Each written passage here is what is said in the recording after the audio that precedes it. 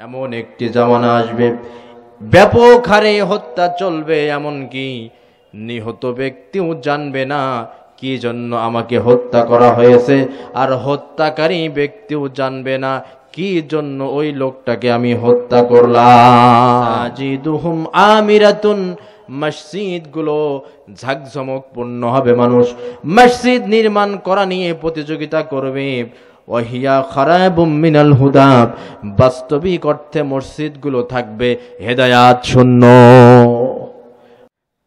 টাকা পয়সা থাকলেই তাকে মসজিদ কমিটির পদে বসাইয়ে দেবেন। সুদী ব্যাংকের সাথে লেনদেন, প্রকাশ্যে সুদ খায়। যখন মসজিদে আজান হয়, মসজিদের সামনে দিয়ে সিগারেট টানতে টানতে চলে যায়। ইনি হচ্ছে মসজিদ কমিটির বড় দায়িত্বশীল। জোর করে কখনো ক্ষমতায় টিকে থাকা যায় না, একথা মাথায় রেখেন।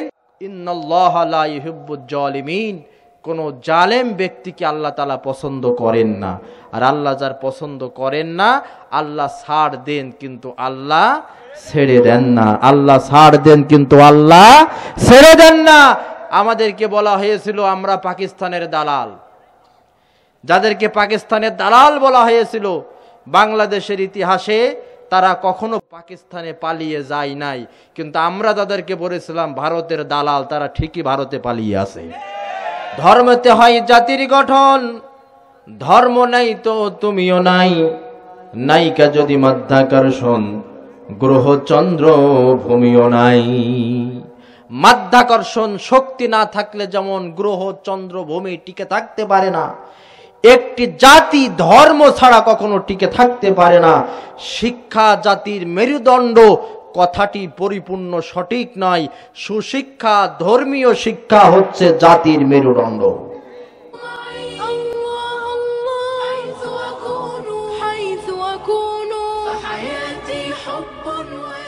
আজকে আপনাদের সামনে যে টপিকস নিয়ে আলোচনা করতে চিন্তা করেছি, আল্লাহর কাছে সাহায্য কামনা করছি। আজকের আমার আলোচ্য বিষয় হচ্ছে বর্তমান জামানা কেমন চলছে। হাদিসের আলোকে বর্তমান জামানা কেমন চলছে, এই আলোচনা করতে যে আপনাদের সামনে রাসূল করিম সাল্লাল্লাহু আলাইহি ওয়াসাল্লামের গুরুত্বপূর্ণ 5টি হাদিস নিয়ে আসার চেষ্টা করব ইনশাআল্লাহু তাআলা। আল্লাহর হাবিব মুহাম্মদুর রাসূলুল্লাহ সাল্লাল্লাহু আলাইহি ওয়াসাল্লাম আজ থেকে প্রায় ১৫০০ বছর পূর্বে তিনি অনেকগুলো ভবিষ্যৎবাণী করেছেন। শেষ জামানায় একের পর এক এই ঘটনাগুলো ঘটে যাবে। আমি আপনি যদি আপনার জীবনের খাতার সাথে মিলাইয়ে নিই, তাহলে বুঝতে পারবো, মনে হবে যেন আজ থেকে ১৫০০ বছর পূর্বে, ১৫০০ বছর পূর্বে বর্তমান সময়ের দৃশ্যগুলো দেখে দেখে আল্লাহর হাবিব সাল্লাল্লাহু আলাইহি ওয়াসাল্লাম এই হাদিস বর্ণনা করেছে। বিশ্বনবী সাল্লাল্লাহু আলাইহি ওয়াসাল্লাম বলেন, ইয়াতি আলান নাস জামান, এমন একটি সময় আসবে, এমন একটি জামানা আসবে, লা ইউবালিল মারউ মা আখাযা মিনহু আমিনাল হালালি আম মিনাল হারাম। এমন একটি জামানা আসবে, মানুষ পরোয়া করবে না সে হালাল উপার্জন করছে না হারাম উপার্জন করছে।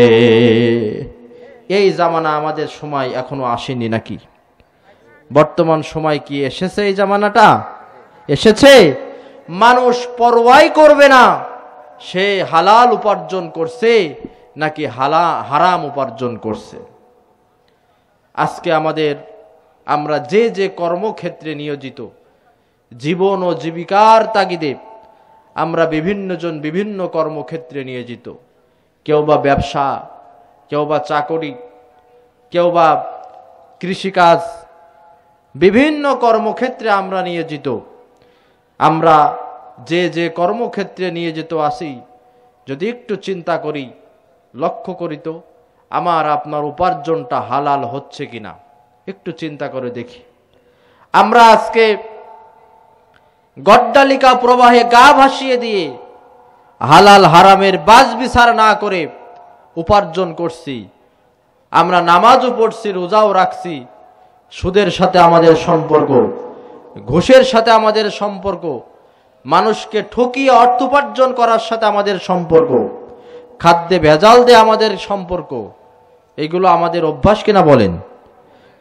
রাসূল করিম সাল্লাল্লাহু আলাইহি সাল্লাম এই জন্য ভবিষ্যৎবাণী করেছেন যে এই জামানাটায় মানুষ পরোয়া করবে না কি উপার্জন করবে, হালাল না হারাম উপার্জন করবে, কোনো রকমের তারা পরোয়াই করবে না। 2 নম্বরে আল্লাহর হাবিব বলেন, আন আবি হুরায়রা রাদিয়াল্লাহু তাআলা আনহু আনিন নবী সাল্লাল্লাহু আলাইহি ওয়াসাল্লাম, হযরত আবু হুরায়রা রাদিয়াল্লাহু তাআলা আনহু হাদিসটি বর্ণনা করেছেন। নবীজি সাল্লাল্লাহু আলাইহি সাল্লাম বলেন, ইয়াতাকারাবুজ জামান, সময় নিকটবর্তী যখন হবে, ওয়ায়ানকুসুল আমাল, মানুষের আমল দিন দিন কমতে থাকবে, মানুষের আমল কমে যাবে। আগের মানুষ ইসলামের দিকে যেভাবে ধাবিত হতো, সকাল সন্ধ্যা সারা রাত সারা দিনে যে আমলগুলো করত, বর্তমান সময়ে মানুষের ভিতরে আসলে কি সে আমলগুলো লক্ষ্য করা যায়? আওয়াজ দিয়ে বলেন, যায়? আল্লাহর হাবিব বলেন, সময় যত নিকটবর্তী হবে, ইয়ানকুসুল আমাল, মানুষের আমল কমতে থাকবে, ওয়া ইলকাশু, আর কৃপণতা বৃদ্ধি পাবে, মানুষ কৃপণ হয়ে যাবে, আমল কমে যাবে, কৃপণতা বৃদ্ধি পাবে। ওয়া তাজহারুল ফিতান, ব্যাপক আকারে ফিতনা ফাসাদ বিপর্যয় ছড়িয়ে পড়বে। ওয়া ইয়াকসুরুল হারাজ, আর বেশি বেশি হত্যা বাড়বে। হারাজ মানে হত্যা, বেশি বেশি হত্যা সংগঠিত হবে। অন্য হাদিসে নবীজি আমার বলেছেন, এমন একটি জামানা আসবে ব্যাপক হারে হত্যা চলবে, এমনকি নিহত ব্যক্তিও জানবে না কি জন্য আমাকে হত্যা করা হয়েছে, আর হত্যাকারী ব্যক্তিও জানবে না কি জন্য ওই লোকটাকে আমি হত্যা করলাম। নাউজুবিল্লাহ। সেই রকমের জামানা বর্তমানে এসেছে কি আসে নাই বলেন তো? হত্যাকারী জানবে না কি জন্য তারে হত্যা করলাম, আর নিহত ব্যক্তিও জানবে না যে তাকে কি কারণে হত্যা করা হলো। হত্যা বেশি বেশি হবে, মানুষের আমল কমে যাবে, কৃপণতা বৃদ্ধি পাবে, ফিতনা ফাসাদ বেশি বেশি প্রসার ঘটবে। তৃতীয় হাদিসে বিশ্বনবী সাল্লাল্লাহু আলাইহি সাল্লাম বলেন, ইউশিকু আন ইয়াতি আলান নাস জামান, অচিরে এমন একটি জামানা আসবে, লা ইয়াবকা মিনাল ইসলামি ইল্লা ইসমুহু, নামে মাত্র ইসলাম থাকবে, বাস্তব জীবনে ইসলামের কোনো আমল থাকবে না। নামে মাত্র ইসলাম। ইসলামটাকে এখন আমরা শুধুমাত্র 2 ঈদ আর জুমার দিন, এই 3টি বিধান পালনের মাধ্যমে মনে করছে আমরা মুসলমান হয়ে গেছি। বছরে 2টা ঈদ আর জুমার নামাজ, অথচ ইসলাম হচ্ছে কমপ্লিট কোড অফ লাইফ। ইসলাম হচ্ছে মুকাম্মেলে হায়াত নিজাম। ইসলাম একটি পূর্ণাঙ্গ জীবন বিধান। মানব জীবনের এমন কোন দিক আর বিভাগ নাই যেখানে ইসলামের কোনো না কোনো নির্দেশনা নাই। সেই ইসলামটাকে শেষ জামানায় মানুষ নামে মাত্র ইসলাম পালন করবে, বাস্তব জীবনে তাদের ইসলামের কোনো আমল থাকবে না। আল্লাহর হাবিব বলেন, ওয়ালা ইয়াবকা মিনাল কুরআনি ইল্লা রাসমুহু, শেষ জামানায় শুধুমাত্র কোরআনের অক্ষরগুলো থাকবে, বাস্তব জীবনে কোরআনুল কারীমের কোনো আমল থাকবে না। বর্তমানে এই কোরআনটাকে আমরা ব্যবহার করছি ঝাড় ফুকের কিতাব হিসাবে। কোরআনের অক্ষর পাতায় পাতায় অক্ষর আছে, বাস্তব জীবনে এই কোরআনের আমল আমাদের আছে কি নাই? আছে। বাস্তব জীবনে আমল নাই। আরো লক্ষ্য করা যায়, যেই সংসদ ভবনে সংসদ শুরু করার পূর্বে কোরআন থেকে তেলাওয়াত হবে, সেই সংসদ ভবন থেকেই কোরআন বিরোধী আইন পাশ হবে। আপনাদের কাছে জানতে চাই, সুদ হালাল না হারাম? অথচ আমাদের দেশে রাষ্ট্রীয়ভাবে পুঁজিবাদী শোষণের সবচাইতে জঘন্যতম হাতিয়ার এই সুদটাকে কিন্তু জায়েজ করা হয়েছে, হালাল করা হয়েছে। মদ খাওয়া হালাল না হারাম?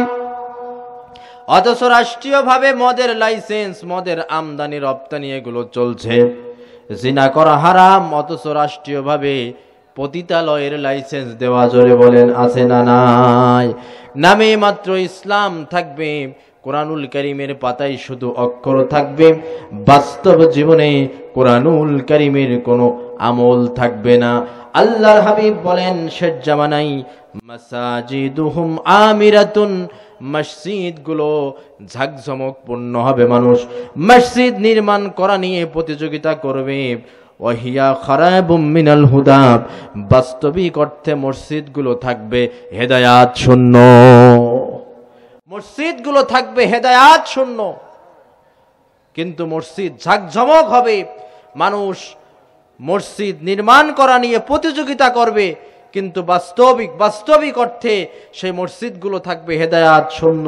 মসজিদে ইমানদার, একদম খাঁটি ইমানদার, আল্লাহতে যার পূর্ণ ইমান, কোথা সে মুসলমান, এই রকমের মুসলমান পাওয়া যাবে না। কিন্তু মানুষ মসজিদ নিয়ে গর্ব অহংকার করবে। এটা বর্তমানে হচ্ছে কি হচ্ছে না? হচ্ছে। আল্লাহর হাবিব সাল্লাল্লাহু আলাইহি ওয়াসাল্লাম বলেন, শেষ জামানার ফিতনা ফাসাদ বর্ণনা করতে যেয়ে বিশ্ব নবী সাল্লাল্লাহু আলাইহি ওয়াসাল্লাম বলেন, এমন একটি জামানা আসবে, ইজা তুখিজাল ফাইয়ু দিওয়ালা, শেষ জামানায় মানুষ তার গনিমত সামগ্রীকে ঘরের সম্পদ মনে করে ভক্ষণ করবে। ওয়াল আমানাতু মাগনামা, আর আমানত সামগ্রীকে গনিমত মনে করে তারা আত্মসাৎ করবে। শেষ জামানায় মানুষ আমানত সামগ্রীকে নিজের গনিমত মনে করে আত্মসাৎ করবে। আমানত কি জিনিস? আমানত কয়েক প্রকারের আমানত আছে।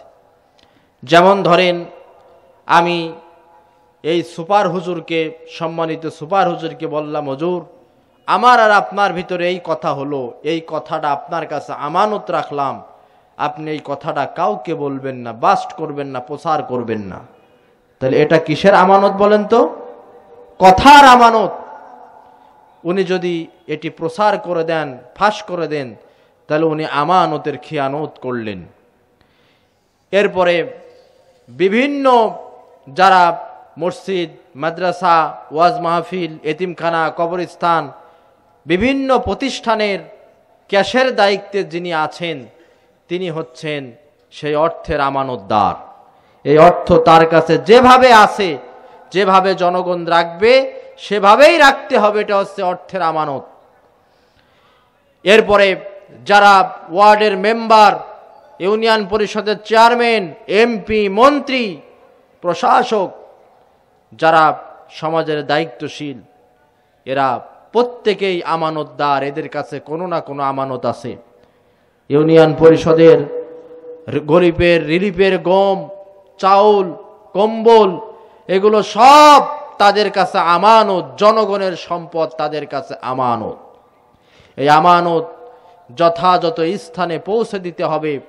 এইরকম হলে হবে না, গরিবের গম মেরে খাওয়া জম দেয় না একদম, টিয়ার বিয়ার, কাবিখা, রড, সিমেন্ট, রাস্তার ইট খোয়া পর্যন্ত ঝেড়ে খায়, মাঝে মাঝে রডের বিনিময়ে বাঁশ পর্যন্ত দেয়। জোরে বলেন ঠিক না বেঠিক? এই আমানতের খিয়ানত যারা করে তিনি হচ্ছে মুনাফিক। তিনি কি বলেন তো? মুনাফিক। তো বিশ্ব নবী সাল্লাল্লাহু আলাইহি ওয়াসাল্লাম বলেছেন, শেষ জামানায় মানুষ আমানতের খিয়ানত করবে এবং আমানতটাকে নিজের ঘরের সম্পদ মনে করে তারা আত্মসাৎ করবে। আল্লাহর হাবিব সাল্লাল্লাহু আলাইহি সাল্লামের পরে বলেন, শেষ জামানায় ঘটবে ওয়াজ যাকাতু মাগরামা, মানুষ জাকাত দেয়াকে জরিমানা মনে করবে। জাকাত দেয়াকে তারা জরিমানা মনে করবে, জাকাত দিতে চাইবে না। আমাদের দেশে এই রকমের অনেক নামাজি আছে, অনেক সম্পদশালী আছে, অনেক প্রভাবশালী আছে, যাদের উপরে জাকাত ওয়াজিব হয়ে গেছে। নামাজ পড়ে, রোজা রাখে, অথচ জাকাত দেয় না। এই চরিত্রের মানুষ এই এলাকায় খুঁজে পাওয়া যায় না। আছে নাকি? নামাজ পড়ে, রোজা রাখে, কিন্তু জাকাত দেয় না। পোস্ট অফিসে, ব্যাংকে ফিক্সড ডিপোজিট করে মাসের পরে মাস সুদ খায়, কিন্তু আল্লাহর ফরজ বিধান যে জাকাত, সেই জাকাত দেয় না। এই চরিত্রের নামাজি এই এলাকায়ও খুঁজলে শত শত পাওয়া যাবে কি যাবে না? অথচ আল্লাহ রাব্বুল আলামিন নামাজ যেমন ফরজ করেছেন, জাকাতও ফরজ করেছেন। 52.5 ভরির রূপার বর্তমান বাজার মূল্য যা, সেই পরিমাণ টাকা যদি কারোর কাছে 1 বছর থাকে, তাহলে তার উপরে জাকাত দেওয়া ওয়াজিব হয়ে যায়। জাকাতের মাসআলাটা আমাদের ভালোভাবে বুঝতে হবে, কারণ এটি আল্লাহর ফরজ বিধান। যদি কারোর বাড়িতে গৃহপালিত গরু থাকে, 30টি গরু যদি থাকে, তার উপরে গরুর জাকাত দেওয়া ওয়াজিব হয়ে যায়। যদি 40টি ছাগল থাকে, তার উপরে ছাগলের জাকাত দেওয়া ওয়াজিব হয়ে যায়। যদি 7.5 ভরি সোনা থাকে, 2.5% হারে সোনার জাকাত দেওয়া ওয়াজিব হয়ে যায়। যদি 52.5 ভরি রূপা থাকে, জাকাত তার উপরে ওয়াজিব হয়ে যায়। 52.5 ভরি রূপার বর্তমান বাজার মূল্য যা, এই পরিমাণ টাকা যদি কারো থাকে, তার উপরে টাকার জাকাত শতকরা 2.5% হারে জাকাত দেওয়া তার উপরে ওয়াজিব হয়ে যায়। আমরা অনেকেই সোনার জাকাত আদায় করি, রূপার জাকাত আদায় করি, টাকার জাকাত আদায় করি। অধিকাংশ চাষিরা একটি জাকাত আদায় করে না। বাংলাদেশের শতকরা 2% চাষিও তার ফসলের জাকাত, যেটাকে আমরা ওশর বলি, এটি কিন্তু আদায় করে না। ফসলের জাকাত কিভাবে হয়, এইটাও অনেকেই জানে না। মাথায় রাখবেন, যদি 5 ওয়াসাক, 1 ওয়াসাক সমান 5 মণ, অর্থাৎ 5 ওয়াসাক মানে 25 মণ হারে যদি জমিনে ফসল উৎপাদন হয়, ধান, গম, ভুট্টা, আলু, আম, যাই হোক না কেন, যদি 25 মণ হারে ফসল জমিনে উৎপাদন হয়, তাহলে টাকা পয়সা খরচ করে যদি সেটা চাষাবাদ করা হয়, 20 মণে 1 মণ হারে ফসলের জাকাত আদায় করতে হয়। এটার নাম হচ্ছে ওশর। আমাদের দেশে অনেক মানুষ এই টাকা পয়সার জাকাত আদায় করলেও এই ফসলের জাকাত আদায় করে না। এটা মাথায় রেখেন, এটি গরিবের হক, যারা জাকাত আদায় করবে না। কিয়ামতের কঠিন ময়দানে আল্লাহ তাআলা বলেছেন, তাদের এই সমস্ত স্বর্ণ, রৌপ্য, টাকা, ফসল, এগুলোকে আগুনে পুড়িয়ে উত্তপ্ত করে তাদের পিঠে, তাদের কপালে, তাদের পাজরে এটি সেকা দেওয়া হবে, আর বলা হবে, হাযা মা কানাসতুম লিআনফুসিকুম ফাযুকু, এই হচ্ছে তোমার সম্পদ, এবার মজা চাখো, স্বাদ কেমন লাগে। ভাইরা আমার, এই কারণে ফসলের জাকাত আদায় করতে হবে, টাকার জাকাত আদায় করতে হবে। টাকার জাকাত, ফসলের জাকাত যদি আপনি আদায় না করেন, কিয়ামতের কঠিন ময়দানে আল্লাহ রাব্বুল আলামিনের আদালতে কিন্তু ধরা খাওয়া লাগবে। পড়ছো নামাজ রাকাত রাকাত, জিকির আর কুরআন তেলাওয়াত, কত মুমিন বুকে রেখে হাত, আদায় করো কিনা তোমার সম্পত্তির জাকাত, আদায় করো কিনা তোমার সম্পত্তির জাকাত। এজন্য জাকাত আদায় করা লাগবে। আল্লাহর হাবিব সাল্লাল্লাহু আলাইহি ওয়াসাল্লাম বলেন, শেষ জামানায় ওয়াজ যাকাতু মাগরামা, মানুষ জাকাত আদায় করাকে জরিমানা মনে করবে। এরপরে নবীজি আমার বলেন, ওয়াতু উল্লিমা লিগাইরিদ্দিন, শেষ জামানায় মানুষ বেদিন শিক্ষা গ্রহণ করাকে বেশি বেশি প্রাধান্য দিবে। বিগাইরিদ্দিন, দিন শিক্ষাকে অগ্রাহ্য করে বেদিনী শিক্ষা গ্রহণ করাকে তারা বেশি বেশি প্রাধান্য দেবে। অথচ দ্বীনি শিক্ষা অর্জন করা তলাবুল ইলমি ফারিদাতুন আলা কুল্লি মুসলিম, দ্বীনি জ্ঞান অর্জন করা প্রতিটি মুসলিম নর নারীর উপরে ফরজ করেছেন। জোরে বলেন কে? আল্লাহ তাআলা। কোরআন যখন নাজিল হয়, কোরআনের প্রথম যে ফরজ ছিল নামাজ পড়ো, এই রকমের ওহী কিন্তু প্রথম নাজিল হয় নাই। হয়েছে নাকি? রোজা রাখো, এই রকমের ওহী নাজিল হয় নাই। আল্লাহ তাআলা সর্বপ্রথম যে আয়াত নাজিল করেছেন সেটি কি বলেন তো? ইকরা, পড়ো পড়ো, কোরআন পড়ো, ইসলাম পড়ো, হাদিস পড়ো। এই দ্বীনি শিক্ষা গ্রহণ করা প্রত্যেক মুসলিম নর নারীর উপরে আল্লাহ তাআলা ফরজ করেছেন। কিন্তু এই যে রাসূলের কথা, শেষ জামানায় মানুষ বেদিনী শিক্ষা গ্রহণ করাকে বেশি বেশি প্রাধান্য দেবে। একমাত্র দেশ, ব্যতিক্রম দেশ বাংলাদেশ, যেই বাংলাদেশে কেবলমাত্র দ্বিমুখী শিক্ষা ব্যবস্থা চালু আছে। দ্বিমুখী শিক্ষানীতি পৃথিবীর আর কোনো দেশে নাই। বাংলাদেশের শিক্ষা ব্যবস্থাকে দুই ভাগে ভাগ করা হয়েছে। একটি হচ্ছে জেনারেল এডুকেশন, সাধারণ শিক্ষা ব্যবস্থা, আরেকটি হচ্ছে মাদ্রাসা এডুকেশন, মাদ্রাসা শিক্ষা ব্যবস্থা। এই মাদ্রাসা শিক্ষা ব্যবস্থার ভিতরেও আবার কয়েকটি ভাগ আছে। আছে ফুরকানিয়া শিক্ষা ব্যবস্থা, হাফেজিয়া শিক্ষা ব্যবস্থা, কওমিয়া শিক্ষা ব্যবস্থা, আর আছে আলিয়া শিক্ষা ব্যবস্থা। এই মাহফিলটি হচ্ছে একটি দাখিল মাদ্রাসা প্রাঙ্গণে। আমি নিজেও একটি মাদ্রাসার আরবি প্রভাষক হিসাবে কর্মরত আছি। প্রিয় ভাইরা, শিক্ষা ব্যবস্থাটা বাংলাদেশে কেমন হওয়া দরকার? একমুখী শিক্ষা ব্যবস্থা যতক্ষণ পর্যন্ত বাংলাদেশে ব্যবস্থা করা না হবে, প্রতিষ্ঠিত করা না হবে, ততক্ষণ পর্যন্ত একটি সুখী, সমৃদ্ধ এবং দুর্নীতিমুক্ত একটি ডিজিটাল বাংলাদেশ গড়া ততক্ষণ পর্যন্ত আমাদের সম্ভব হবে না। কেন? কেন আমি বলি, ধর্ম শিক্ষাটা প্রয়োজন।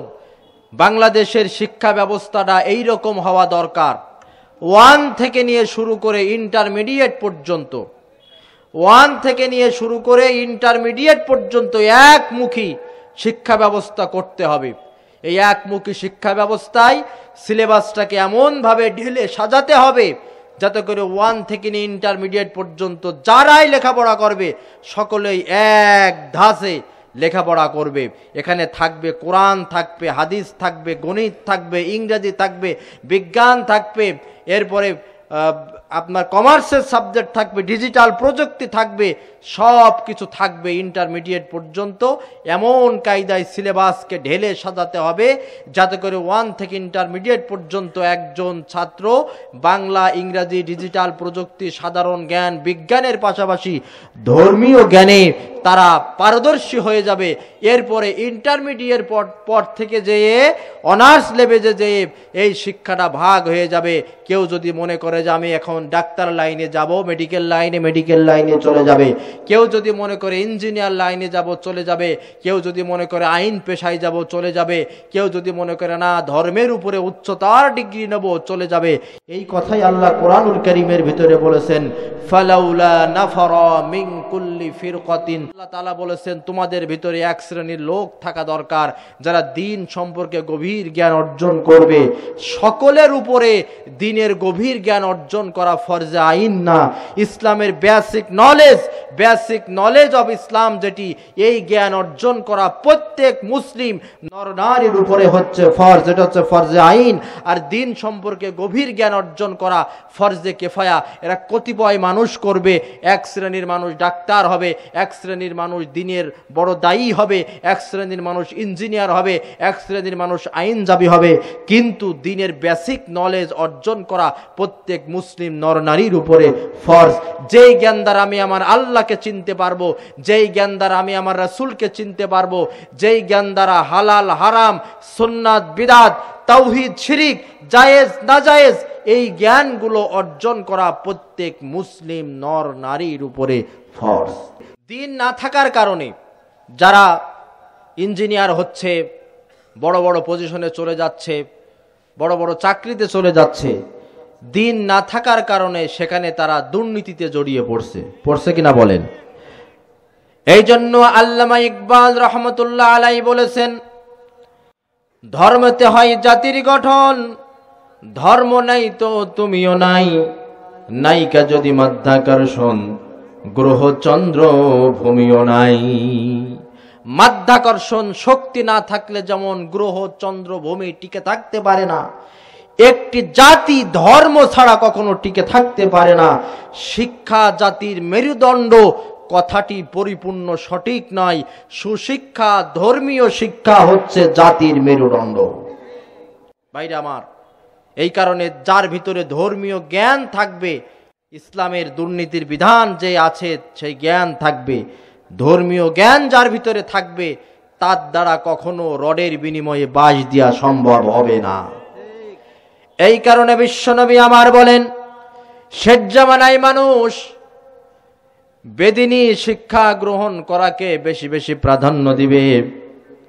ওয়া তার রাসূলু ইমরাআতুহু ওয়া আক্কু উম্মুহু, মারাত্মক কথা নবীজি বললেন।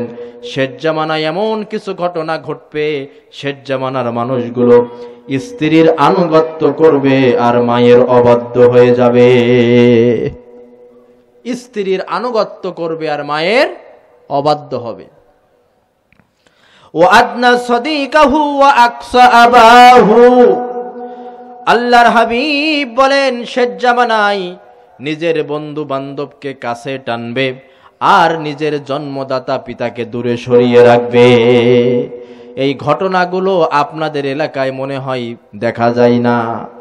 স্ত্রীর আনুগত্য করে আর মায়ের অবাধ্য হয়ে যাবে, পিতাকে দূরে সরিয়ে রাখবে, তাদেরকে নিকটবর্তী করবে। আমাদের দেশে লক্ষ্য করা যায়, মা বৃদ্ধা হয়ে গেছে, আব্বা বৃদ্ধ হয়ে গেছে, বৃদ্ধ পিতামাতা বিছানায় কাতরায়। এই রকমের কপাল পোড়া হতভাগ্য সন্তান পৃথিবীর জমিনে আছে। মায়ের জন্য বাজার থেকে তার পছন্দনীয় কোনো খাবার, কোনো ফল কিনে নেওয়ার সুযোগ হয় না, অথচ বন্ধু বান্ধব, আত্মীয় স্বজন, শালা সন্ধ্যে, শ্বশুর শাশুড়ির জন্য হাজার হাজার টাকা বাজেট হয়, বিছানায় মা কাতরায়, আব্বা কাতরায়, তাদের খোঁজ খবর নেই না। অথচ এই মা যখন মৃত্যুবরণ করে, জীবিত থাকা অবস্থায় মায়ের খোঁজ খবর নিল না, মায়ের যত্ন করলো না। অনেক ক্ষেত্রে দেখা যায় মা থাকে একদিকে, মা থাকে রান্নাঘরে, গোয়াল ঘরে। যেই সংসারে মা সেই বাড়িটা সুন্দর করে করলো, বাবা বাড়িটা সুন্দর করে সাজালো, মাতার ঘাম পায়ে ফেলে সন্তানের জন্য যেই ঘরটা নির্মাণ করলো, সেই ঘরে এক সময় মায়ের জায়গা হয় না, পিতার জায়গা হয় না। রান্নাঘর আর গোয়াল ঘরে পিতামাতার জায়গা হয়। এই রকমের দৃশ্য বাংলাদেশে আওয়াজ দিয়ে বলেন দেখা যায় কি যায় না? পিতামাতা যখন বৃদ্ধ হয়ে গিয়েছে, সেই সময় পিতামাতার খোঁজ খবর নাই, পিতামাতার যত্ন করে নাই, পিতামাতার খাবার দেয় নাই। এই পিতামাতা যখন মৃত্যুবরণ করে, মৃত্যুবরণ করার পরে মানুষ ডেকে খানা করে, মৌতখানা করে মানুষদেরকে খাওয়ায়। এই রকমের ঘটনা আপনাদের এলাকায় আছে না? নাই? আছে। এলাকায় মানুষ মারা গেলে কি খানা হয়? হয়। জীবিত থাকা অবস্থায় মায়ের খোঁজ খবর নিল না, পিতার খোঁজ খবর নিল না। ও তুমি জিন্দা থাকতে এক মুঠো ভাত, জিন্দা থাকতে এক মুঠো ভাত দাও নাই তোমার মা বাবার পাতে, মরলে খাওয়াও পাড়ার লোক ডেকে মন আমার, মরলে খাওয়াও পাড়ার লোক ডেকে। মাসে মাসে ব্যাংকে তুমি টাকা করো জমা, বাড়ি বাড়ি ভিক্ষা করে তোমার বাবা মা, ভাইরে তোমার বাবা মা। ও তোমার বউয়ের হাতে সোনার বালা, দিন যাই তার কত সুখে, মরলে খাওয়াও পাড়ার লোক ডেকে মন আমার, মরলে খাওয়াও পাড়ার লোক ডেকে। তুমি জিন্দা থাকতে এক মুঠো ভাত, ও তুমি জিন্দা থাকতে এক মুঠো ভাত দাও নাই তোমার মা বাবার পাতে, মরলে খাওয়াও পাড়ার লোক ডেকে মন আমার, মরলে খাওয়াও পাড়ার লোক ডেকে। আল্লাহর হাবিব বলেন, শেষ জামানায় মানুষ নিজের স্ত্রীর আনুগত্য করবে আর মায়ের অবাধ্য হয়ে যাবে, পিতাকে দূরে সরিয়ে রাখবে, বন্ধু বান্ধবকে কাছে টানবে। এরপরে আল্লাহর হাবিব বলেন, ওয়াজাহারাতিল আসওয়াদু ফিল মাসাজিদ, শেষ জামানায় মসজিদের ভিতরে গন্ডগোল বেঁধে যাবে, মসজিদের ভিতরে গন্ডগোল হবে। সভাপতি, সেক্রেটারি, ক্যাশিয়ার নির্ধারণ নিয়ে মসজিদের ভিতরে হট্টগোল গন্ডগোল বেঁধে যাবে। হয়তোবা এই এলাকায় বাঁধে না, বাঁধে বাঁধে, আওয়াজ যেভাবে দিচ্ছেন তাহলে বোঝা গেল যে ভালোই বাঁধে। নামাজ নেই, রোজা নেই, নামাজ পড়ে না, রোজা রাখে না, পেশাব করে পানিও নেয় না, মসজিদ কমিটির সভাপতি আর সেক্রেটারি মানে সেক্রেটারি আছে। আল্লাহ রাব্বুল আলামিন কুরআনুল কারীমের ভিতরে বলেন, মা কানা লিল মুশরিকিনা আই ইয়ামুরু মাসাজিদাল্লাহ, যারা নামাজ পড়ে না, রোজা রাখে না, মুশরিক, এই চরিত্রের কোন মানুষের মসজিদ কমিটির দায়িত্ব পালন করার কোনো অধিকার নাই। মা কানা, কোনো অধিকারই নাই। মসজিদ কমিটির দায়িত্ব পালন করতে হলে 5টা গুণ থাকা লাগবে। জোরে বলেন তো কয়টা? মসজিদ কমিটির সদস্য কারা হবে? ভালো করে শুনে যান। সূরা তাওবার ভিতরে আল্লাহ তাআলা বলেছেন মসজিদ কমিটির দায়িত্ব কারা পালন করবে। টাকা পয়সা থাকলেই তাকে মসজিদ কমিটির পদে বসাইয়ে দেবেন। সুদী ব্যাংকের সাথে লেনদেন, প্রকাশ্যে সুদ খায়, যখন মসজিদে আজান হয় মসজিদের সামনে দিয়ে সিগারেট টানতে টানতে চলে যায়, ইনি হচ্ছে মসজিদ কমিটির বড় দায়িত্বশীল। আল্লাহ রাব্বুল আলামিন বলেন মসজিদ কমিটির দায়িত্ব কারা পালন করবে? ইন্নামা ইয়া'মুরু মাসাজিদাল্লাহি মান আমানা বিল্লাহ واليوم الآخر وأقام الصلاة وآتى الزكاة ولم يخش إلا الله। আল্লাহ তাআলা বলেন মসজিদের দায়িত্ব তো তারাই পালন করবে যাদের আল্লাহর প্রতি ঈমান আছে, পরকালের প্রতি ঈমান আছে, যারা নামাজ কায়েম করে, যাকাত দেয়, আর জীবন পরিচালনার পথে সাথী নেতা পাতি নেতা কোন রাষ্ট্রীয় ক্ষমতার ভয় না করে, ভয় করে একমাত্র আল্লাহর।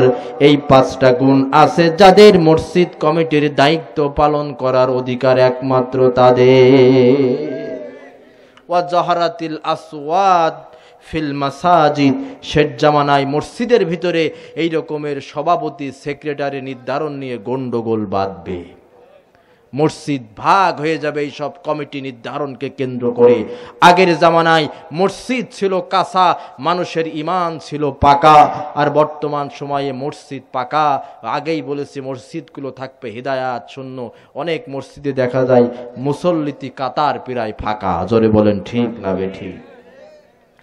বিশ্বনবী আমার বলেন শেষ জামানায় এভাবে চলবে, মসজিদের ভিতরে গন্ডগোল বেঁধে যাবে। ওয়াসাদাল কাবিলাতা ফাসুকুহুম ওয়া কানা সাইমুল কওমি আরসালাহুম। আল্লাহর হাবিব বলেন শেষ জামানায় গোত্রের নেতাগুলো হবে অসৎ লোক, আর জাতির দায়িত্বশীলরা হবে বেজাত লোক। কার কথা? রাসূলের কথা। শেষ জামানার যারা নেতা তারা হবে অসৎ, আর যারা জাতির দায়িত্বশীল তারা হবে বেজাত। মানুষ এগুলো জানবে, জানার পরে তাদের পেছনে ছুটবে আর স্লোগান দেবে, আমার ভাই তোমার ভাই, মাথার ঘাম পড়ে ভাই।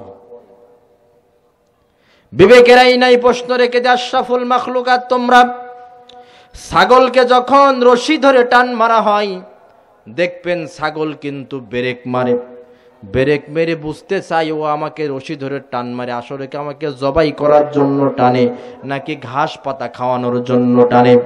ছাগল গরু ব্রেক মেরে বুঝতে চাই তার মালিকের মতলবটা কি। আশরাফুল মাখলুকাত আল্লাহ রাব্বুল আলামিন বিবেকের বলে বলিয়ান হয়ে মানুষদেরকে সম্মান দিয়েছেন, আশরাফুল মাখলুকাত বানিয়েছেন।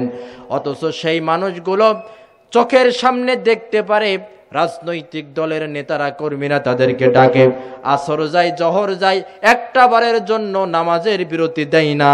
এরপরেও ওই নেতার পেছনে ছোটে। এই চরিত্রের নেতা কর্মী আমাদের বাংলাদেশে আছে না নাই? মাগুরা জেলায় আছে না নাই? তবে এই এলাকায় নেই। জি, আল্লাহর হাবিব সাল্লাল্লাহু আলাইহি ওয়াসাল্লাম বলেন, কিয়ামতের কঠিন ময়দানে দুনিয়ার জীবনে যারা নামাজের হেফাজত করবে না তাদের হাসর হবে ফিরাউনের সাথে, হামানের সাথে, কারুনের সাথে, উবাই ইবনুল খালফের সাথে। হাফেজ ইবনুল কাইয়্যিম রাহমাতুল্লাহ আলাইহি এই হাদিসের ব্যাখ্যায় বলেছেন, ফিরাউন ছিল মিশরের স্বৈরা শাসক, ফিরাউনের সাথে কার হাসর হবে? হাফেজ ইবনুল কাইয়্যিম বলেছেন, দুনিয়ার জীবনে রাজনৈতিক কারণে যারা নামাজ পড়ে না কিয়ামতের কঠিন ময়দানে ওই রকমের নেতা আর কর্মীদের হাসর কিয়ামতের কঠিন ময়দানে হবে ফিরাউনের সাথে।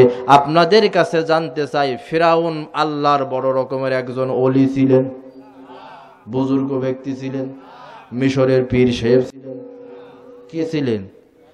কাফের ছিলেন, নিকৃষ্ট স্বৈরা শাসক ছিলেন। সেই ফিরাউনের সাথে হাসর হবে তাদের, দুনিয়ার জীবনে যারা রাজনৈতিক কারণে নামাজ পড়ে না, রোজা রাখে না। আল্লাহর হাবিব যে বললেন শেষ জামানার গোত্রের নেতা হবে অসৎ লোক আর জাতির দায়িত্বশীলরা হবে বেজাত লোক। প্রিয় উপস্থিতি, নেতা নির্বাচন করার ক্ষেত্রে আমাদের সতর্কতা অবলম্বন করার দরকার আছে না নাই?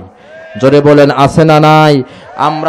আমরা নেতা চাই এই রকমের নেতা যার জীবনটা আল্লাহর রঙে রঞ্জিত।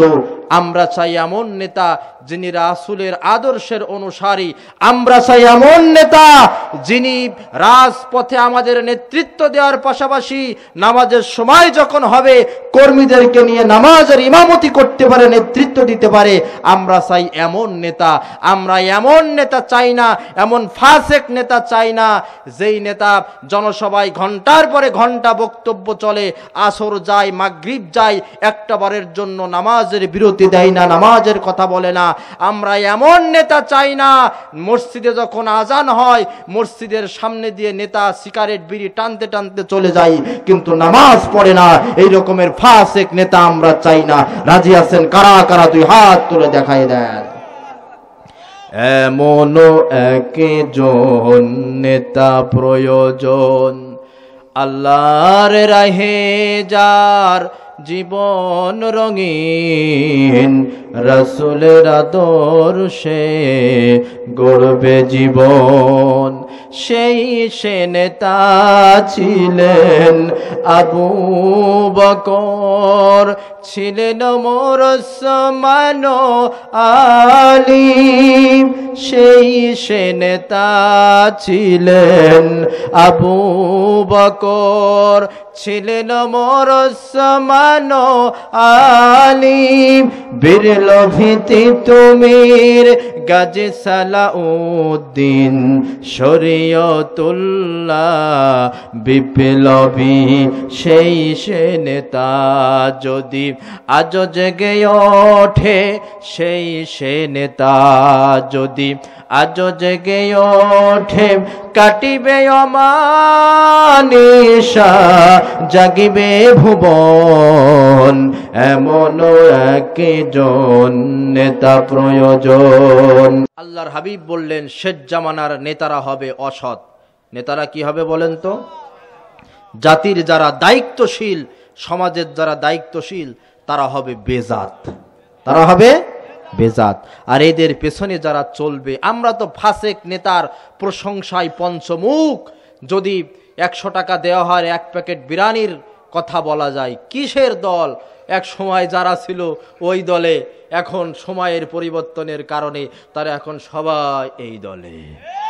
আমাদের দেশের মানুষ আসলে প্রকৃতপক্ষে রাজনীতি করে না, এরা করে পেট নীতি। কি নীতি বলেন তো? ওমা, যারা 5 তারিখের আগে আমাদের উপরে দমন পীড়ন করেছে, 5 তারিখের পরে আনন্দ মিছিলে তারাই দেখি প্রথম কাতারে। ঠিক কিনা কন? এই তো চলছে।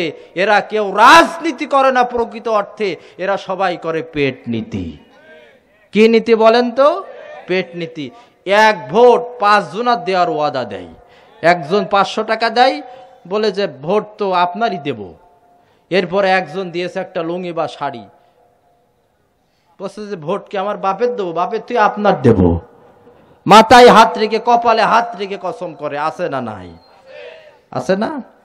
এই ফাসেক ব্যক্তির প্রশংসায় যারা পঞ্চমুখ, একথা মাথায় রেখেন।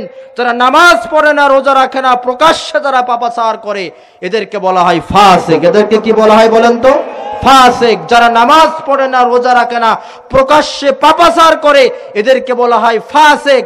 আর এই ফাসেক ব্যক্তির যখন প্রশংসা করা হয়, আমরা কি প্রশংসা করি নেতার, একদম প্রশংসা করতে করতে পাম দিয়ে আকাশে তুলে দিই। আমার ভাই, তোমার ভাই, মাথার ঘাম পড়ে পায়, মেহনতি মানুষের হৃদয়ের স্পন্দন, গরিব দুঃখী খেটে খাওয়া মানুষের হৃদয়ের স্পন্দন, বিরাট পাম দিয়ে তাকে তুলে দিই। শেষ পর্যন্ত দেখা যায় জনগণকে মিথ্যা আশ্বাস দিয়ে, জনগণের ভোট পেয়ে, জনগণের মাথার উপরে কাঁঠাল রেখে, কাঁঠাল ভেঙে কুয়াগুলো খেয়ে যায়, আটিয়া সোবরা জনগণের মাথায় রেখে দেয়। ভাইরা আমার, প্রশংসা করি, সাবধান, সাবধান হয়ে যান। কত বড় পাপের সাথে আপনারা জড়িত। আল্লাহর হাবিব বলেন, ইজা মুদিহাল ফাসেক, যখন কোন ফাসেক ব্যক্তির প্রশংসা করা হয়, গদিবার রব, মহান রব রাগান্বিত হন, ওয়াহতাজ্জালাহুল আরশ, এবং আল্লাহর আরশ থরথর করে কাঁপতে থাকে। নাউযুবিল্লাহ। নামাজ পরিত্যাগ করলে আল্লাহর আরশ কাঁপে না। একজন মানুষকে হত্যা করলে আল্লাহর আরশ কাঁপে না। জেনা ব্যভিচার করলেও আল্লাহর আরশ কাঁপে না। এগুলো পাপ কাজ, এগুলোর জন্য ভিন্ন ভিন্ন শাস্তি আছে। কিন্তু এই সমস্ত অপরাধের কারণে মহান রবের আরশ কাঁপে না। একমাত্র গুনাহ, কোন ফাসেক ব্যক্তির যখন প্রশংসা করা হয়, আল্লাহর আরশ কেঁপে যায়। আল্লাহর হাবিব বলেন, শেষ জামানায় এই ফাসেক নেতা, অসৎ নেতা যখন হবে, ওয়া উকরিমার রাজুলু মাখাফাতান শাররিহি, শেষ জামানার মানুষগুলো নেতাদেরকে সম্মান করবে ভয়ে। কিসে বলেন তো? ভয়ে। একে যদি সম্মান করা না হয়, এর পেছনে যদি ছুটা না যায়, এর পেছনে যদি না থাকা হয়, তাহলে মিথ্যা হামলা মামলা দিয়ে আমাকে হয়রানি করবে। এই জন্য ভয়ের জ্বালাই শেষ জামানায় মানুষদেরকে, নেতাদেরকে সম্মান করা হবে। বিশ্বনবী আমার বলেন, অজাহারাতিল কাইনাত ওয়াল মাআজিব, শেষ জামানায় নতুন নতুন বাদ্যযন্ত্র, গান বাজনার যন্ত্রপাতি, বাদ্যযন্ত্রের আবিষ্কার হবে। আর নায়ক নায়িকা, গায়ক গায়িকাদেরকে হাইলাইট করা হবে।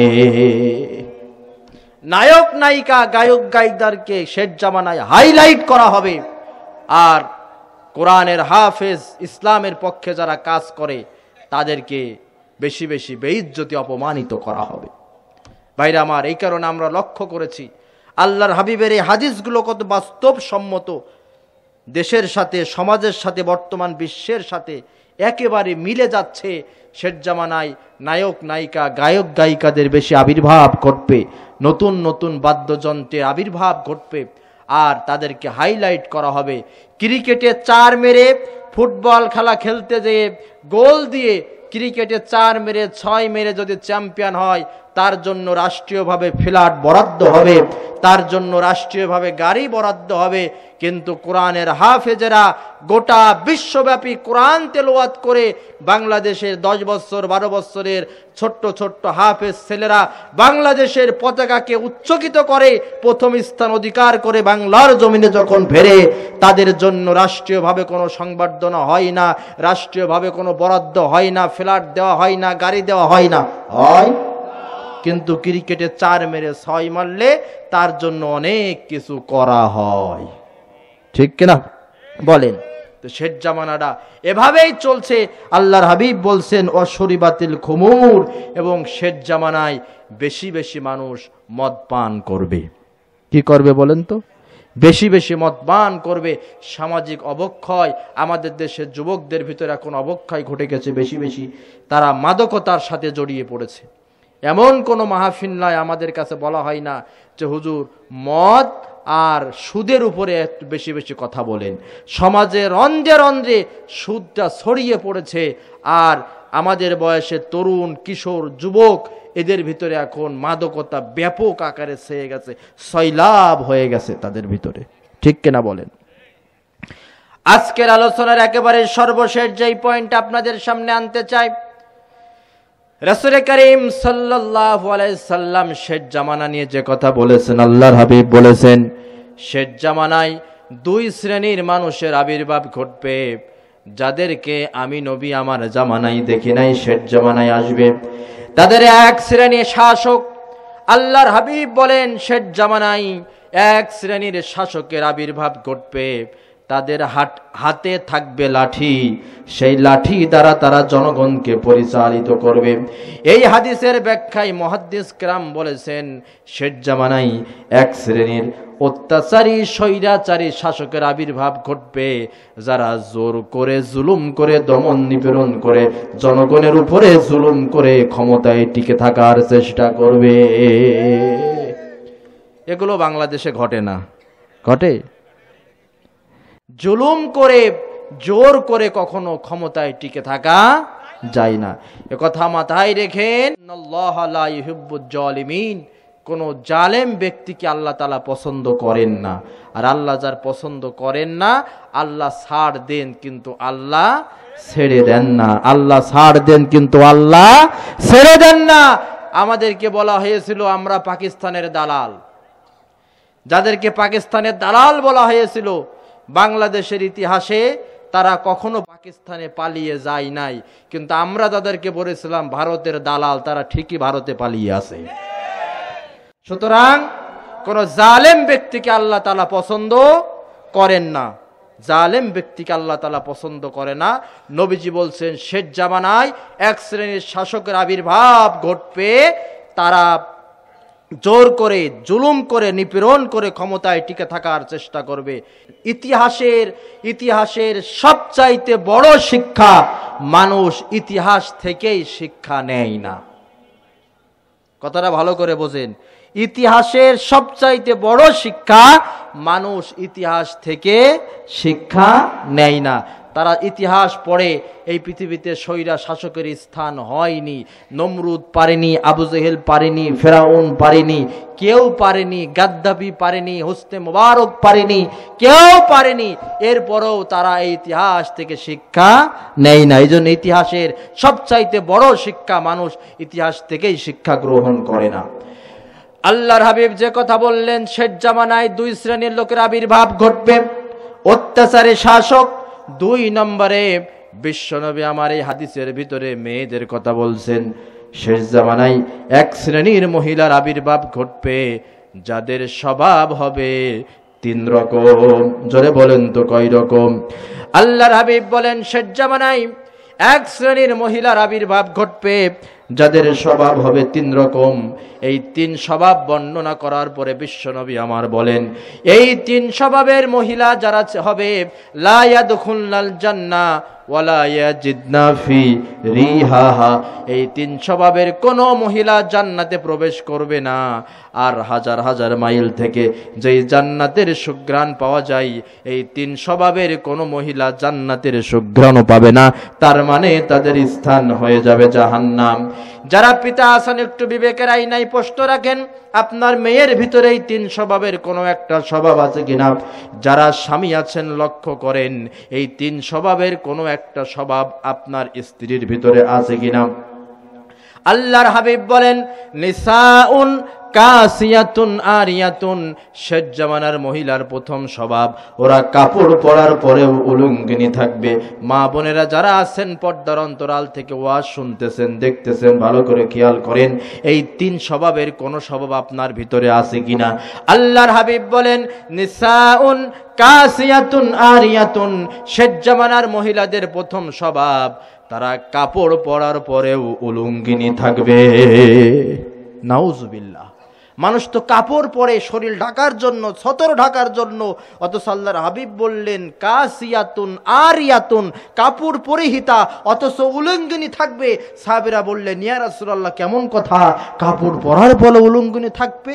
নবীজি আমার দুটি ব্যাখ্যা দিলেন। নবীজি বললেন কাপড় পরার পরেও উলঙ্গিনী থাকার মানে হচ্ছে শেষ জামানার এক শ্রেণীর মহিলার আবির্ভাব ঘটবে। এমন কিছু কিশোরী হবে, তরুণী হবে, যুবতী হবে, তারা এমন এমন ৮-৬০ জামা কাপড় গায়ে দেবে, শরীরের গঠনগুলো প্রকাশিত হয়ে পড়বে, মনে হয় যেন আগে জামা বোরকাটা আগে শরীরে ঢুকানো হয়েছে তারপরে সেলাই করা হয়েছে। এই রকমের পোশাক এই এলাকার মেয়েরা পরে না। এরপরে নবীজি বলছেন অথবা এমন পাতলা ফিনফিনে পোশাক পরিধান করবে বাইরে থেকে ভিতরের জামা কাপড় দেখা যায়, এরকমের মশারি মার্কা জামা কাপড় বোরকা এই এলাকায় কি দেখা যায়? আছে। এরা হচ্ছে নিসাউন কাসিয়াতুন আরিয়াতুন, কাপড় পরার পরও এরা উলঙ্গিনী থাকবে। এক নম্বর স্বভাব। এখন আপনার একটু বিবেকের আইনায় প্রশ্ন করে দেখেন মা বোনরা, যারা গার্জিয়ান আছেন, স্বামী আছেন, পিতা আছেন, যে আপনি তো আপনার টাকা দিয়ে আপনার স্ত্রী বোরকা কেনে, জামা কেনে, আপনার টাকা দিয়ে আপনার মেয়ে বোরকা পরে, জামা কেনে, এই টাইট ৮-৬০ এই রকমের বোরকা এগুলো কেনে কিনা? পোশাকের বেশ কিছু মূলনীতি আছে। আপনারা দেখেছেন লেখক, আমার লেখা 5টি বই প্রকাশিত হয়েছে। আমার লেখা একটি বই বিবেকের আইনায় প্রশ্ন। এখানে নারী এবং পুরুষের পোশাকের মূলনীতি কেমন হবে, কেমন পোশাক পরলে সেটা ইসলাম সম্মত হবে, শরিয়াত সম্মত হবে, এটা সেখানে বিস্তারিত লেখা আছে। অত বলতে গেলে সময় পাবো না। আল্লাহর হাবিব বললেন শেষ জামানায় নারীদের প্রথম স্বভাব নিসাউন কাসিয়াতুন আরিয়াতুন, তারা কাপড় পরার পরেও উলঙ্গিনী থাকবে। 2 নম্বরে নবীজি বললেন মুমিলাতুন মাইলাতুন, শেষ জামানায় নারীগুলো, মেয়েরা যখন বাইরে চলাফেরা করবে হেলে দুলে তারা চলাফেরা করবে, সুগন্ধি জাতীয় প্রসাধনী মেখে চলাফেরা করবে। আপনাদের কাছে জানতে চাই, মা বোনদের কাছেও প্রশ্ন রেখে যাই, আমাদের দেশের মায়েরা বোনেরা সেন্ট মেখে, সুনু মেখে, সুগন্ধি জাতীয় ভ্যাসলিন প্রসাধনী মেখে বাইরে যায়? জানতে চাই যায়? আপনার পাইতে মেয়ে চলে যাচ্ছে, ওই মেয়ে যে সেন্ট, ভ্যাসলিন, সুনু পাউডার, সুগন্ধি জাতীয় প্রসাধনী মেখেছে, এইটা কি ও পুরুষ জাতি এখানে যারা উপস্থিত হয়েছেন, আপনারা কি এগুলোর সুগান? আর যেই মেয়ে এগুলো মেখে যায়, একটু হাদিসটা শুনে যান, কঠিন হাদিস, মারাত্মক হাদিস।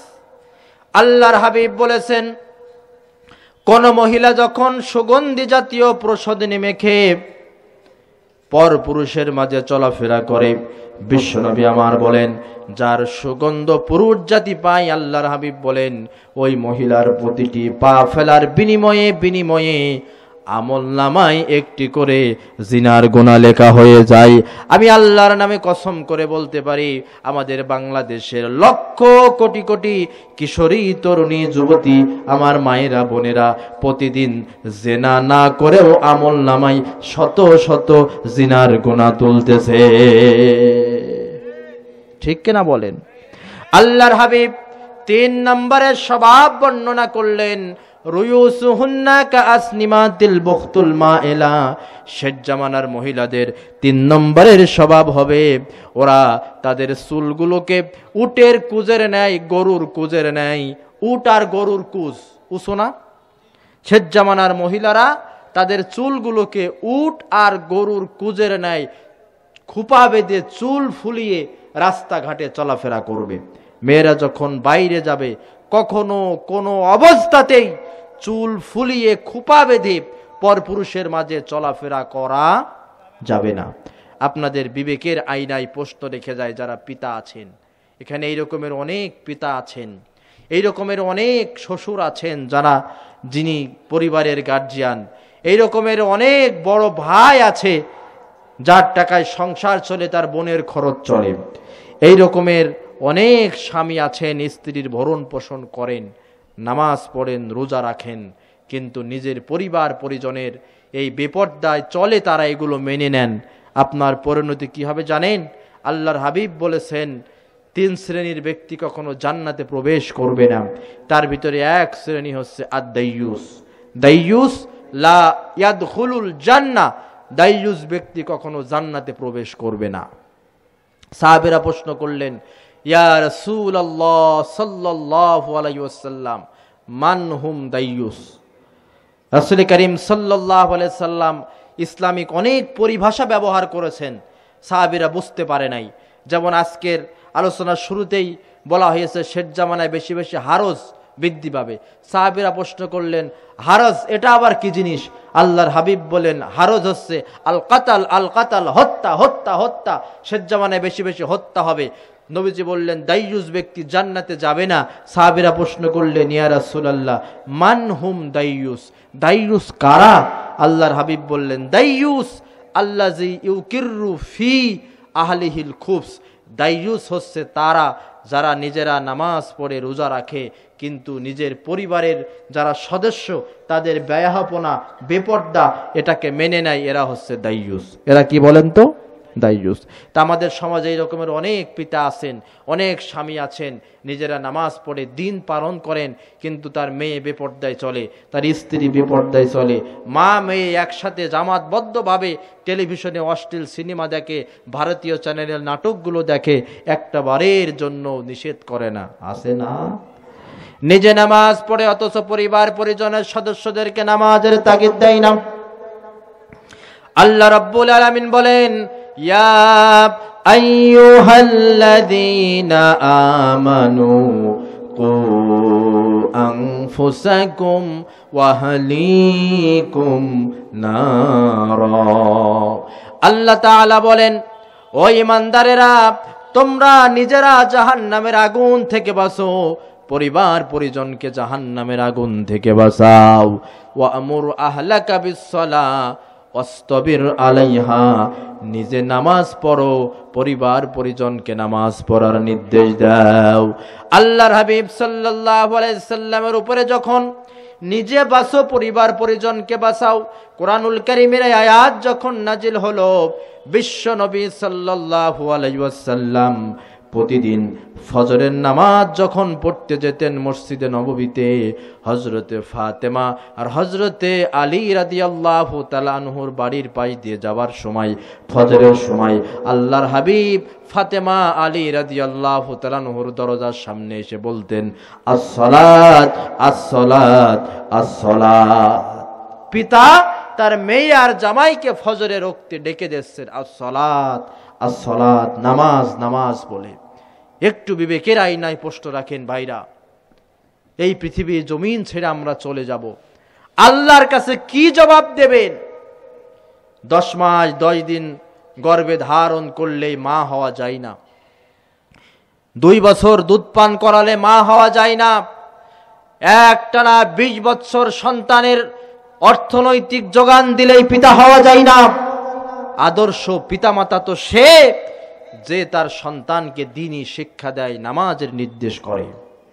হযরতে আলী রাদিয়াল্লাহু তাআলা আনহু বলেছেন, যার বাপ নেই মা নেই সে প্রকৃত এতিম নয়, প্রকৃত এতিম তো সে বাপ মা থাকার পরও যেই বাপ মা তার সন্তানকে দ্বীনি শিক্ষা দিল না, নামাজের শিক্ষা দিল না, সেই হচ্ছে প্রকৃত এতিম। একটু যারা পিতা আছেন একটু বিবেকের আয়নায় প্রশ্ন করেন তো, যে আমি আপনি কি পেরেছি আমার সন্তানকে নামাজে নিয়ে যেতে? নিজেই তো নামাজ পড়ি না, ফজরের সময় বাপও ঘুমায়, ছেলেও ঘুমায়, মেয়েও ঘুমায়, পরিবার পরিজনও ঘুমায়, ঠিক কিনা বলে? অথচ আল্লাহর হাবিব সাল্লাল্লাহু আলাইহি ওয়াসাল্লাম বলেন, সন্তানের বয়স যখন 7 বছর হবে, মুরু আওলাদাকুম বিস-সালাত ওয়া হুম আবনাউ 7 সিনিন, সন্তানের বয়স যখন 7 বছর হবে সন্তানকে নামাজের জন্য নির্দেশ দেওয়া লাগবে। একটানা 3 বছর সন্তানের নামাজ পড়ার কথা বলা লাগবে। 7, 8, 9, 3 বছর নামাজ পড়ার কথা বলার পরেও যখন 10 বছর বয়স হয়ে যাবার পরেও সন্তান নামাজ পড়বে না, আল্লাহর হাবিব বলছেন এবার সন্তানকে নামাজ পড়ানোর জন্য প্রয়োজনে তাকে বেত্রাঘাত করো, প্রহার করো, বিছানা আলাদা করে দাও, খাবার বন্ধ করে দাও। আমরা অনেক পিতা আছি, মাতা আছি, অভিভাবক সেজে বসে আছি, অথচ সন্তান আজকে আমার নিয়ন্ত্রণের বাইরে, মেয়ে নিয়ন্ত্রণের বাইরে, ছেলে নিয়ন্ত্রণের বাইরে। আসলে দোষ কিন্তু সন্তানদের দিলে হবে না, ছোট্টবেলা থেকে ওই সন্তানকে আমরা সেভাবে লালন পালন করতে পারি নাই। পেরেছি? পারি নাই। কোন সন্তান পৃথিবীর মাঝখানে রেখে যাচ্ছেন? এটা একটা মাদ্রাসার মাঠ, এটা একটা মাদ্রাসার মাঠ। বাংলাদেশে যদিও দ্বিমুখী শিক্ষানীতি চলছে, এরপরও দিন শিক্ষার মার্কাজ এই মাদ্রাসাগুলো, ঠিক কিনা বলেন? বিশেষ করে আলিয়া মাদ্রাসা দিন এবং দুনিয়া উভয় দিকে নজর দিয়েছে।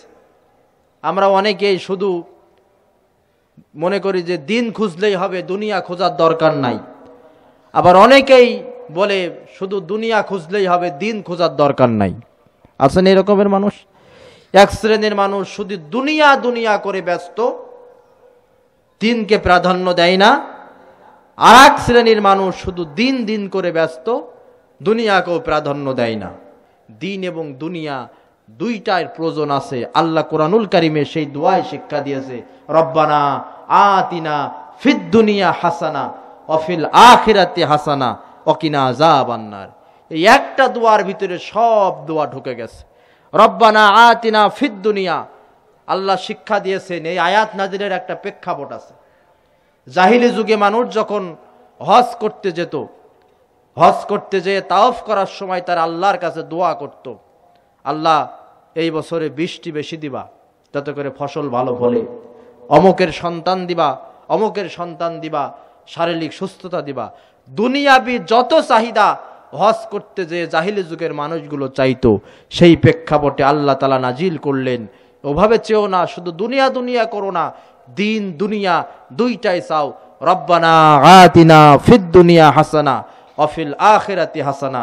দুনিয়ার যত কল্যাণ আছে সেগুলো দাও, আখিরাতের যত কল্যাণ সব দাও, আর জাহান্নামের আগুন থেকে আমাদেরকে বাঁচাও। জোরে বলেন আমিন। তে এই আলিয়া মাদ্রাসা দিন এবং দুনিয়া দুটিই দেয়। দিনও শিক্ষা দেয়, দুনিয়াবি আলিয়া মাদ্রাসার সার্টিফিকেট দিয়ে বাংলাদেশের সমস্ত চাকরিতে আপনি প্রবেশ করতে পারবেন, আলহামদুলিল্লাহ বলেন। এই জন্য আপনাদের গ্রামের এই দাখিল মাদ্রাসা, এই মাদ্রাসায় সন্তানদেরকে দিবেন, দিন এবং দুনিয়া উভয় শিক্ষা এখান থেকে তারা অর্জন করবে।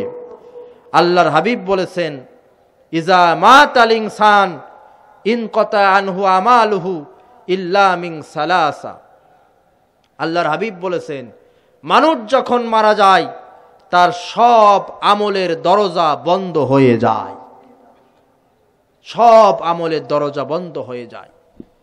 আপনি কি মনে করেন এত পাওয়ার, এত টাকা, কিয়ামতের কঠিন ময়দানে মুসিবতের সময় দুনিয়ার মাঝখানে যারা প্রভাবশালী ছিল, ক্ষমতাশালী ছিল, সম্পদশালী ছিল, কিয়ামতের কঠিন ময়দানে হাসরের মাঠে সবচাইতে বেশি আফসোস করবে দুই শ্রেণীর মানুষ। জোরে বলেন তো, কয় শ্রেণীর মানুষ?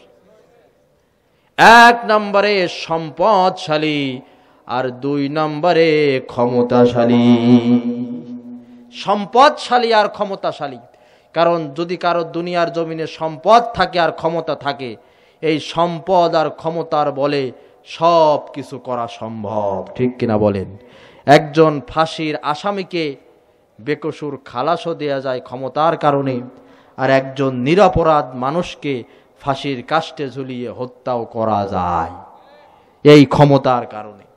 সম্পদ থাকলে রায় উল্টিয়ে দেওয়া যায়, মিডিয়া কিনে নিজের পক্ষে ছাপাই গাওয়া যায়।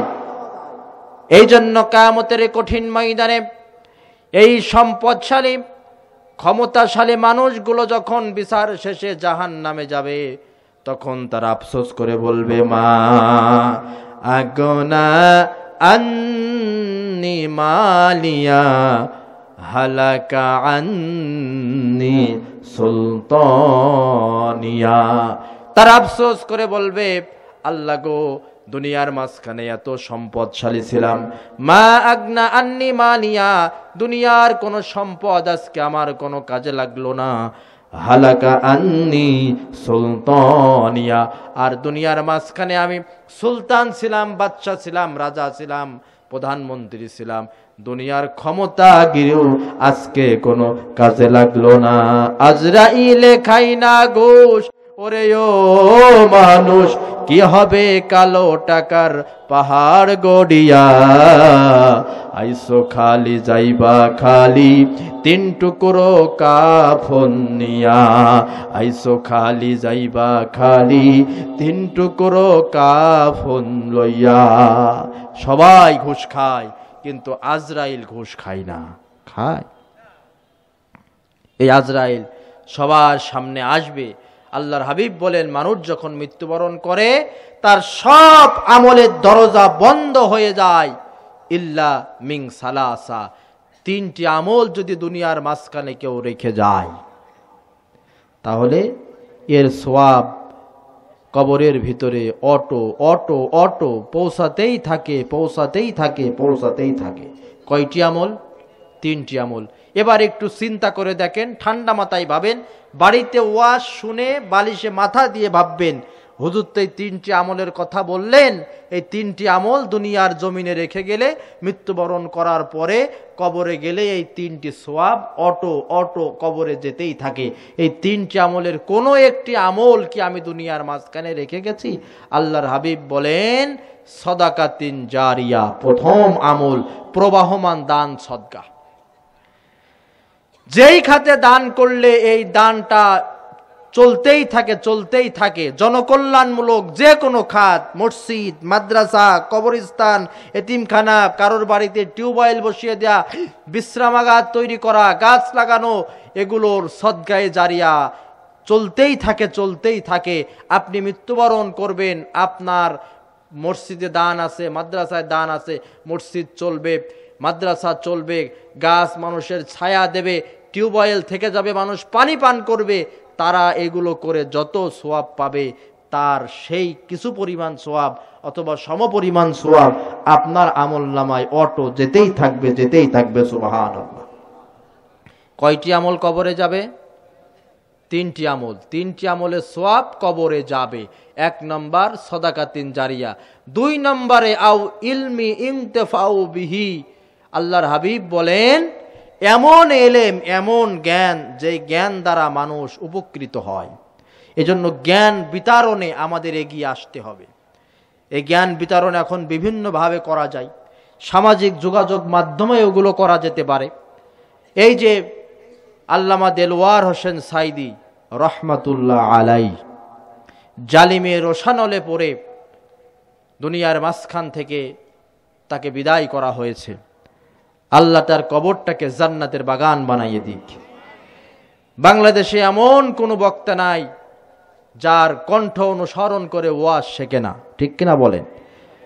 তার আলোচনা ইউটিউবে আছে না?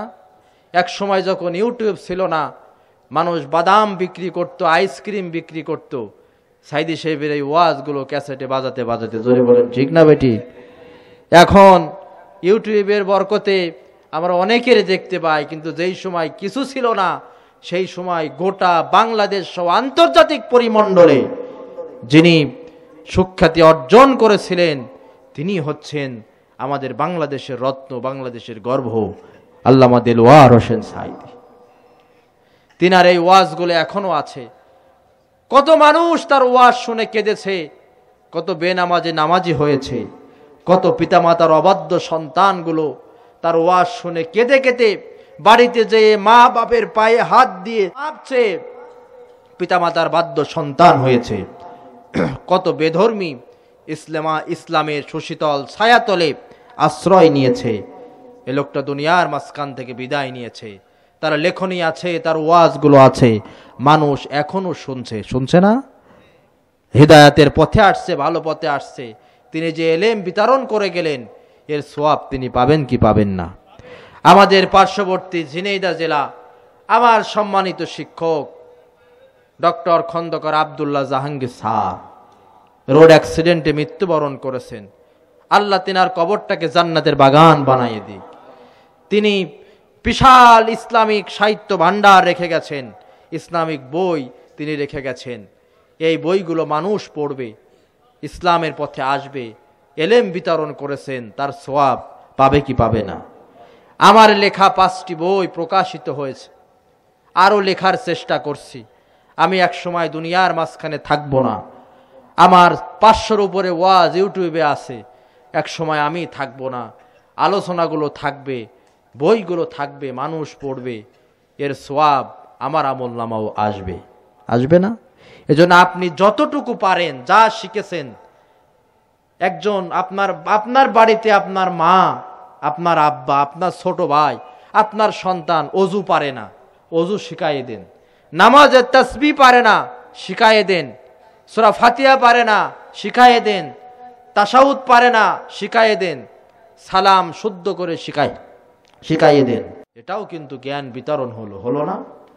তাহলে এই আমলগুলো যদি রেখে যেতে পারি, তাহলে আমাদের কবরে এই আমলের সওয়াব যেতে থাকবে। যেই প্রসঙ্গে এতগুলো কথা আনলাম, 3 নম্বরের আমল, আল্লাহর হাবিব বলেছেন ওয়ালাদিন সলিহিন ইয়াদউ লাহু। কোন নেক সন্তান যখন পিতামাতা মৃত্যুবরণ করার পরে পিতামাতার জন্য দোয়া করে, আল্লাহর হাবিব বলেন পিতামাতার কবরে যে আযাব হচ্ছে, হঠাৎ করে তাদের কবরের আযাব বন্ধ, কবরের ভিতরে তাদের মর্যাদা উন্নীত হয়েছে, মর্যাদা বেড়ে গেছে। ফেরেশতাদের কাছে জানতে চাইবে, কিছুক্ষণ আগে নামাজের আযাব হচ্ছিল, আযাব বন্ধ হয়ে গেল, কবরের ভিতরে মর্যাদা বৃদ্ধি পেল, এর পেছনে কারণ কি? ফেরেশতারা জানাবে, দুনিয়ার মাঝখানে রেখে যাওয়া তোমার সন্তানেরা তোমার জন্য দোয়া করতেছে, এই দোয়ার ওসিলায় কবরের আযাব মাফ হয়ে কবরের ভিতরে তোমার মর্যাদা বৃদ্ধি পেয়েছে। সুবহানাল্লাহ। কিন্তু ওয়ালাদিন সলিহিন, নেক সন্তান কাকে বলে? সন্তান হলেই কি সে নেক হবে? নেক সন্তান হওয়ার জন্য এই হাদিসের ভিতরে 2টি শর্ত দেওয়া হয়েছে। জোরে বলেন তো, কয়টা শর্ত? 2টি। 1 নম্বরের শর্ত, ওই সন্তানকে পিতামাতার বাধ্য সন্তান হতে হবে।